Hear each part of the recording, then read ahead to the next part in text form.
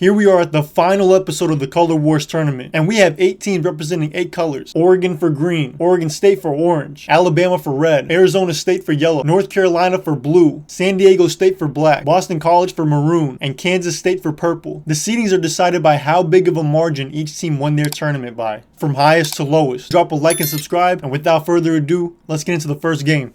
We start things off with the Oregon State matchup, orange versus green. And it's interesting, we have 2 teams from Oregon in this tournament, and they happen to be playing each other in the first round. Oregon would go ahead and take the early lead in this one, but Oregon State would quickly answer with the field goal and then put together another drive in the second quarter. Their running game would lead them all the way down inside the 5-yard line, and then would be able to punch it in on 1st and goal, going up on Oregon. Oregon was in good position to get some points back just before the half, but Bo Nix would look right and would throw an interception, so they went into the half down. I think Bo Nix learned from his mistake last time throwing it. This time he just used his legs to run it all the way in and give him back the lead. And as soon as Oregon got that lead, they wouldn't give it up. This pass would bring him all the way down to the 2-yard line, but on a 3rd and goal, Bo Nix would try to run it in, but would get stopped, keeping it to 1 possession and giving Oregon State a chance, which they would capitalize on, tying it back up at 17. So Oregon needed to put something together to go and try and win this game. With just over a minute left in the 4th quarter, Bo Nix would again rely on his legs and would truck a defender to put them into Oregon State territory. One more big play would be enough to put Oregon into field goal range, and they'd wind the clock down and kick the game winner to advance to the next round. We had the mustard versus ketchup game, as Alabama, representing red, took on Arizona State, representing yellow. And after a solid defensive stand by Arizona State, Alabama had to settle for a field goal in the 1st quarter. But Alabama would again find themselves inside Arizona State territory, this time getting all the way inside the 10. But another great stand would lead to a field goal. Arizona State's offense just couldn't get anything going. And just before the half, trying to get something on the board, would throw this interception to Jordan Battle, setting Alabama up instead to go and score. Bryce Young would find JoJo Earl down the right sideline, which would get him inside the 30, and on the very next play would look to him again in the same area of the field, which would bring him all the way inside the 20. And I think Arizona State finally figured it out. Don't let JoJo Earl catch the ball, but they let the tight end catch it for a touchdown instead, and this game got out of hand quick.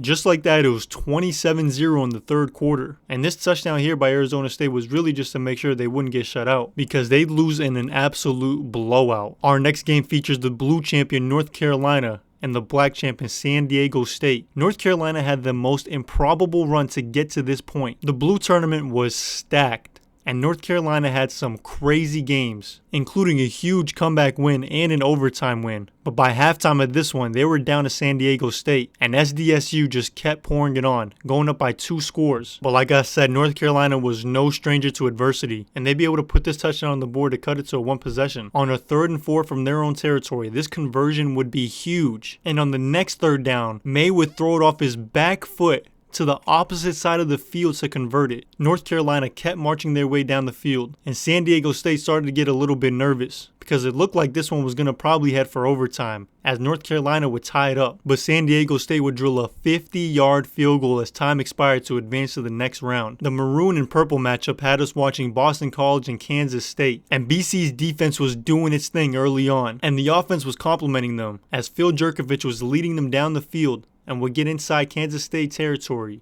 before running this triple option to absolute perfection, and BC would go up by 2 scores. Deuce Vaughn and Kansas State couldn't get anything going, and after getting stuffed on that 3rd down, would later settle for a field goal just before the half, but would miss it. However, with just under a minute left in the half, Kansas State was finally putting something together and getting the ball into Deuce Vaughn's hands. But after getting a little too careless with the ball, would throw an interception at the goal line, and BC would almost take it back all the way for a game-breaking touchdown. In the 3rd quarter, Deuce Vaughn would finally score, cutting this back to a 1-possession game. But in the 4th quarter, on a critical 3rd and 5, Phil Jurkovich would find his receiver in the flat, Zay Flowers, for the 1st down. And we're putting together a pretty decent drive, which included this catch on the sideline and a few plays later, leading to this touchdown and too big of a margin to overcome. We had our Final 4 matchup with green, red, black, and maroon in the finals. Alabama red and Oregon green were in this matchup, as Bryce Young was leading this Bama offense, and it looked like they just couldn't be stopped. This screen pass to Jahmyr Gibbs would put the first points up on the board, as Bama would go up 7-0. Oregon was on offense next, and Bo Nix would use his legs to tie it up as he'd walk into the end zone untouched. And it was 7-7 in the first. Alabama's rushing attack was getting them all the way down the field, and after getting inside Oregon territory, Bryce Young would get pressured in the pocket and throw it off his back foot and get intercepted,